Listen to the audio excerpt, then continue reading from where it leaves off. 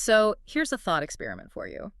What if the very idea of freedom, the one celebrated every July 4th, was being quietly redefined? Not through big speeches, but through budget line items. Hmm.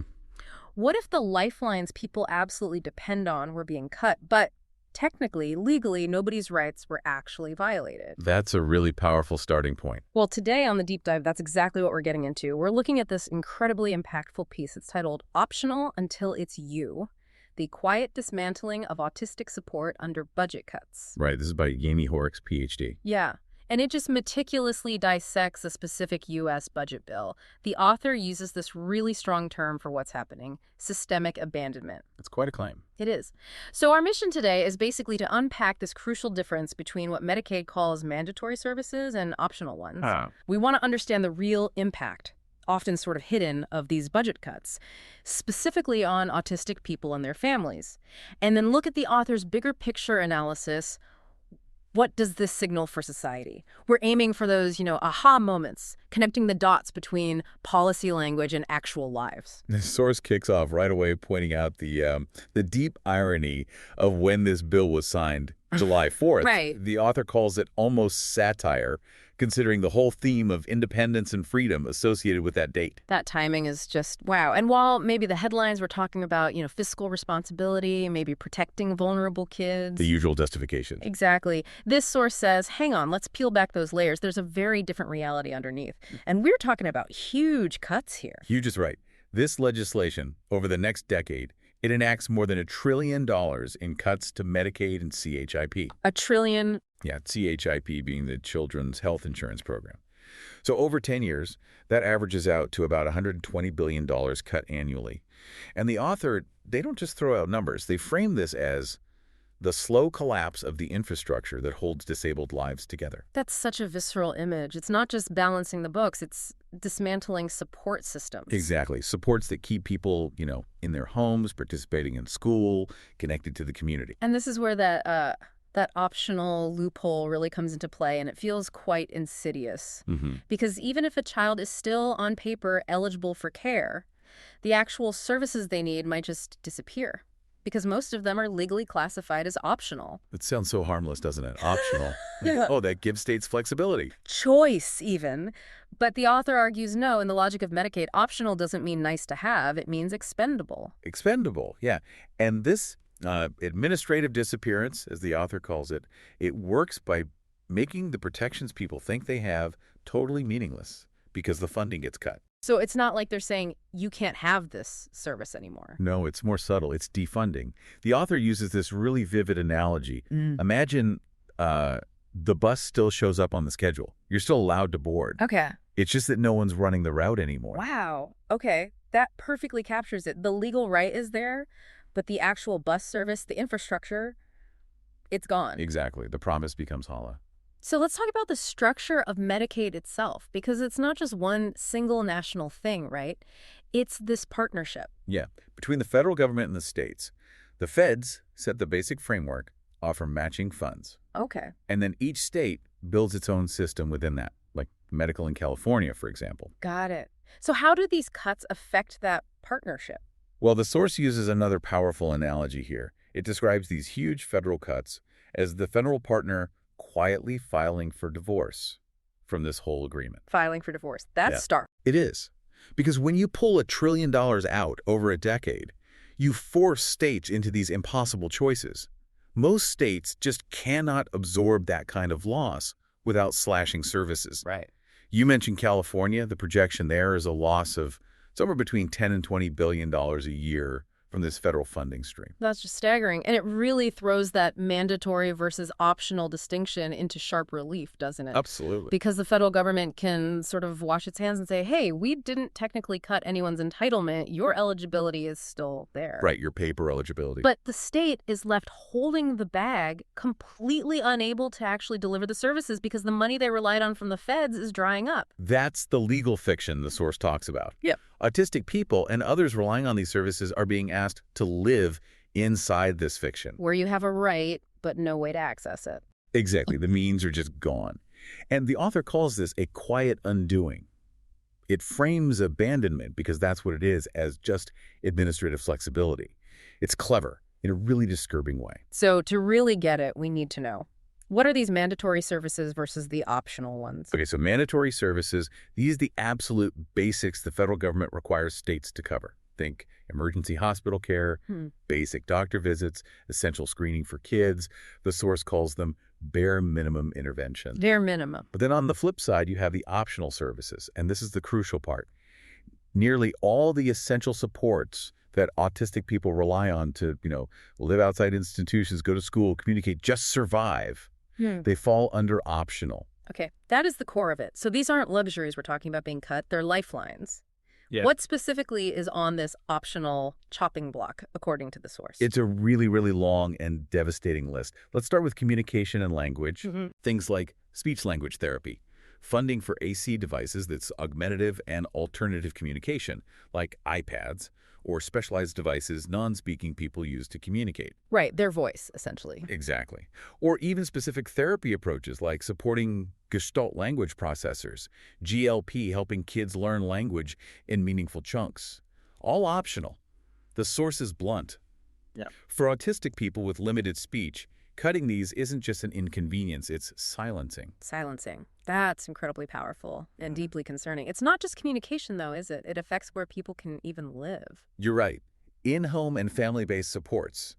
Yeah. Think about services provided under what are called home and community-based services, or HCBS waivers. BCBS. So These include things like in-home aides, personal care attendants who help with daily living, respite care to give family caregivers a break, skilled nursing at home, even stipends to help parents manage care. All of these are entirely optional under Medicaid rules. entirely optional. Entirely. So the very things that allow families to keep their loved ones, especially those with high support needs, at home safely, instead of in institutions or potentially ending up unhoused, those are on the table to be cut. The source argues this dismantles the basic right to live at home with dignity. And education. I mean, public education is supposed to be our right, but for many autistic students, Medicaid funding is what makes that right meaningful. Absolutely. Yeah. Through programs like school-based services, SBS, and something called Medicaid Administrative Claiming, or MAC. Okay, what do those do? They allow schools to get reimbursed for providing critical supports, often mandated by a student's IEP, their individualized education program. Yeah. We're talking about 1.1 aides, paraprofessionals, school therapists, mental health staff, nurses. Essential stuff for inclusion and learning. Totally essential. But guess what? Under Medicaid, optional. Still optional. Still optional. So when the federal matching funds dry up, the source warns that school access becomes hollowed out. The student might still be enrolled.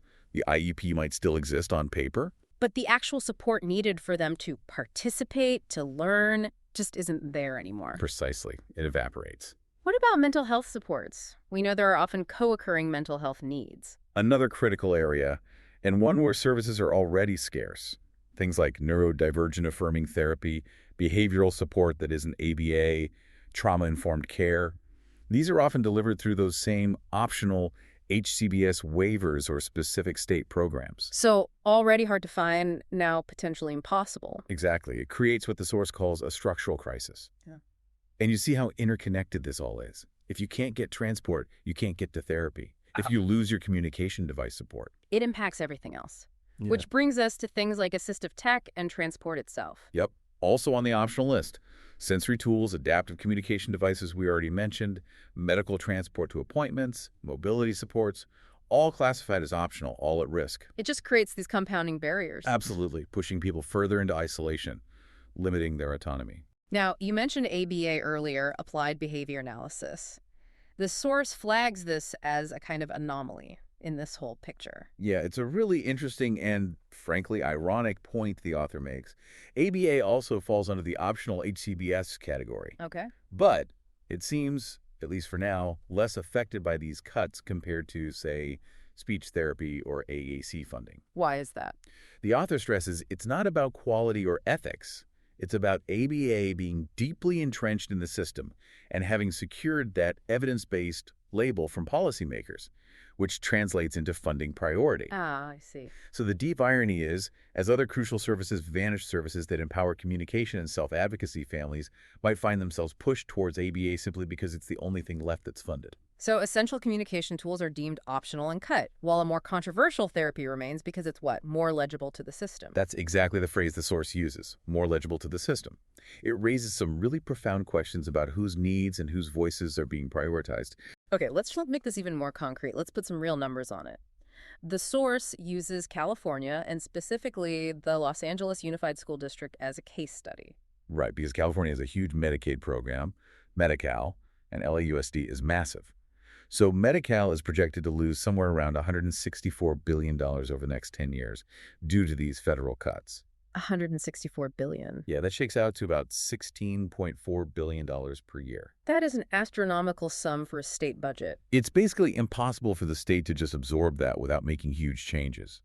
California has historically funded a pretty wide range of these optional services, precisely because it can rely on those federal matching funds.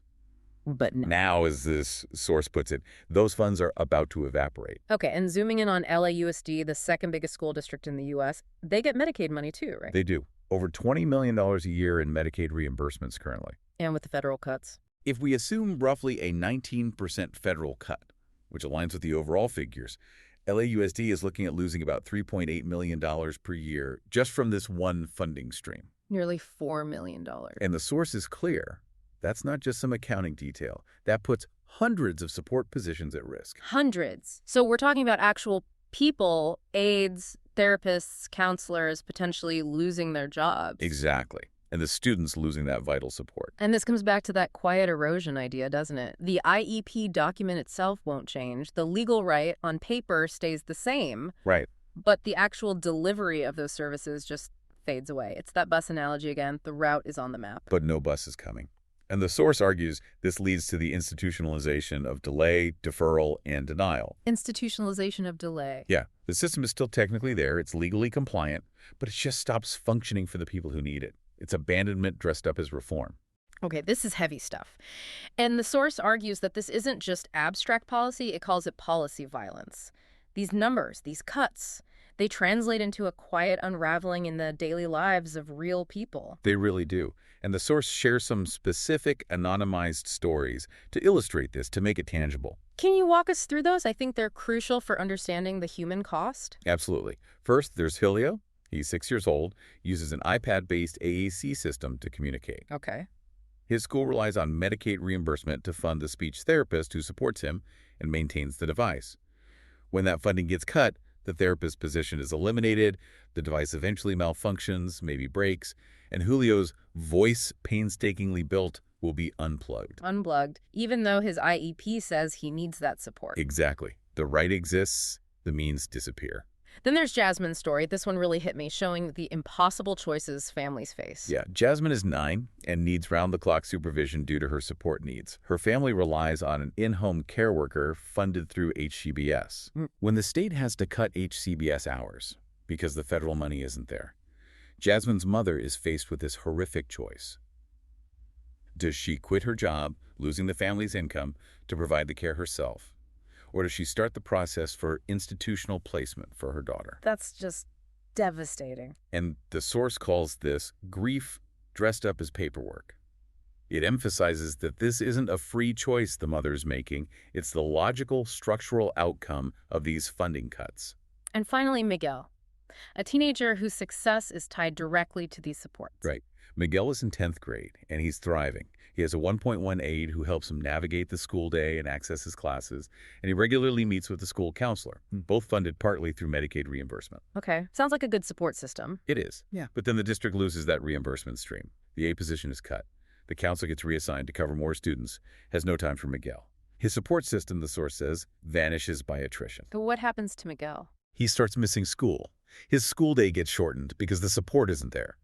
It's not because he changed or became less capable. The structure that allowed him to succeed was dismantled. These aren't just isolated incidents, are they? No, the source is very clear. These stories aren't outliers. They represent the shape of ordinary life that emerges under this kind of system. It forces families, schools, everyone involved into making these cruel calculations and impossible decisions. These aren't free choices. They're the direct result of policy designed to make support disappear while keeping eligibility technically intact. Which brings us right back to that word, optional. The source makes a really powerful, almost chilling argument about what that word means in this context. It's not just a category, it's a weapon. That's the author's term. In the context of public services for disabled lives, optional becomes a mechanism of rationing, exclusion, and slow violence. slow violence. Yeah. It signals very clearly whose needs are considered negotiable. And the author argues this isn't some accidental oversight. It's a calculated act of structural violence. Structural violence, meaning the harm isn't caused by one person, but it's built into the system itself. Exactly. The harm gets diffused through all these institutions, regulations, procedures. The source calls it the tyranny of nobody. You can't point to one single person who made the decision to harm Julio or Jasmine or Miguel. Right. It's the budget, the regulation, the policy. Precisely. It feels impersonal, administrative, which makes it harder to fight. And this classification, this optional category, it effectively creates a kind of hierarchy, doesn't it? It does. A hierarchy of human worth, as the source puts it, that gets encoded into reimbursement tables and eligibility charts. Wow. Encoded right into the bureaucracy. Yeah. It makes abandonment feel neutral, almost technical. Yeah. But the core message the author wants us to take away, and it really is stark, is this. When you're told the services you rely on are optional, you're being told, politely, administratively, procedurally, that you are optional. That you are optional. That just lands with such weight. It forces you to ask, if these essential services are considered disposable, what does that truly say about how society values the people who rely on them? It's a deeply uncomfortable question. So where does this leave us? We keep coming back to that bus analogy. You're still allowed to take the bus, but the bus doesn't exist. The depot's sold off, drivers laid off. The fuel cut, the line erased. Yeah. This huge gap between the story we tell ourselves about rights and support and the actual crumbling infrastructure. It's the heart of the problem, and the source points out it's not just autistic people and their families seeing this gap anymore. That's a really crucial point the author makes towards the end. This gap, this erosion, is becoming increasingly visible to what they call the professional class, too. Meaning the teachers, therapists, social workers. Exactly. Teachers, social workers, therapists, nurses, special educators, they're the ones on the front lines seeing their own positions eliminated, their caseloads become impossible, their labor completely devalued by these same cuts. So they're experiencing the system collapsing from the inside. Right. And the author argues this is pushing them into a form of class consciousness. They're starting to realize that their own job security, their ability to do meaningful work, is actually tied to the well-being of the people they serve and the robustness of the public systems they work within. Their interests aren't separate. That's a fascinating dynamic, a potential unexpected solidarity, maybe. Perhaps. It's certainly a stark reality check for everyone involved. So, given all this, what does the source suggest we actually do? Because it sounds like the author is pretty skeptical about traditional advocacy routes fixing this. They argue the system is, quote, working precisely as designed under late capitalism, and it isn't going to save us. Yeah, the conclusion isn't one of despair, but it's definitely not about asking the existing system nicely to fix itself. It's framed more as a call for, well, the author uses the term revolutionary love and collective action. Revolutionary love, okay. What does that look like? It leads to this fundamental question. If these institutions, as they currently exist, were never really built to hold everyone, especially marginalized communities, then what? Mourning their loss isn't the answer. So instead of mourning, the source ends with this really powerful charge, something for all of us, you the listener included, to really mull over. We don't need to mourn the loss of institutions that were never built to hold us. We need to build new ones together. Together, across different groups. Yes, across class, across neurotype, across credential and rank. We need to organize not around saviors, but around each other, around mutual aid, narrative sovereignty, and the belief that survival is a collective act. Survival is a collective act. And the final resonating lines, that care is not optional, that no one is disposable. Care is not optional, no one is disposable. That's a profoundly different foundation to build on, isn't it? A really challenging, but maybe hopeful thought to end on.